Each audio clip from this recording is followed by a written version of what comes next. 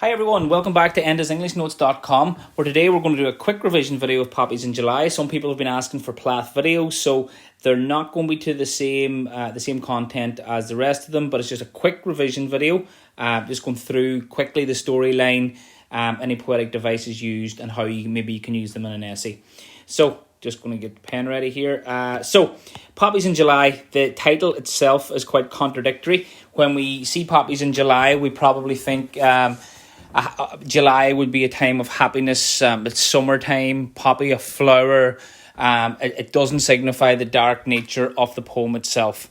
Okay, so little poppies, little hell flames, do no harm. So by asking the question here, Plath is personifying the poppies. Okay, so she's asking them a rhetorical question here. Do you do no harm?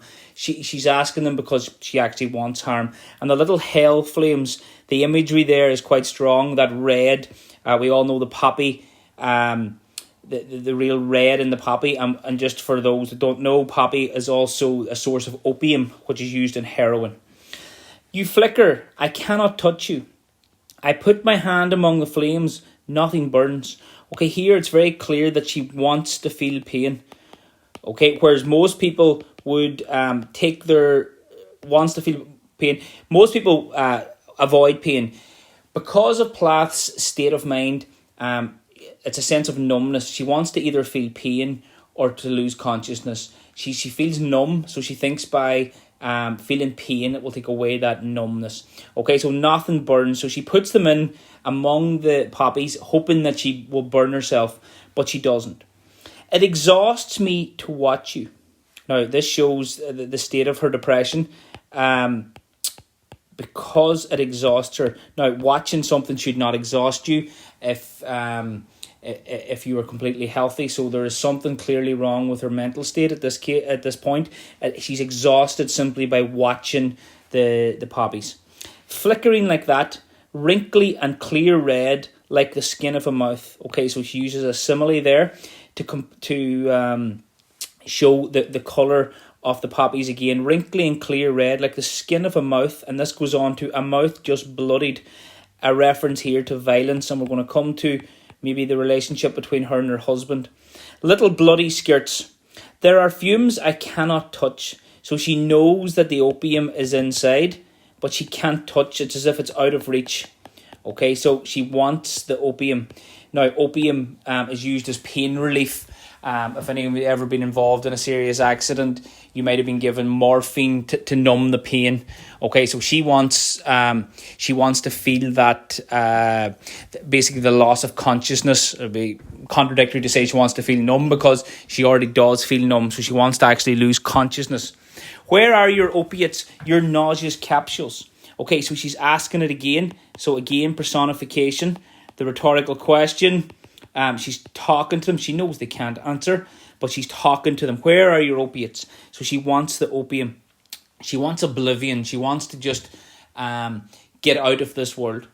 If I could bleed or sleep. Now, that's probably the most important line in the poem. If I could bleed or sleep. So she wants either pain or loss of consciousness. Okay, that's the two options she wants right now. Either to just lose consciousness and drift off, or to feel pain. Basically to feel something to get her out of this state of numbness that she's going through right now. If my mouth could marry a hurt like that.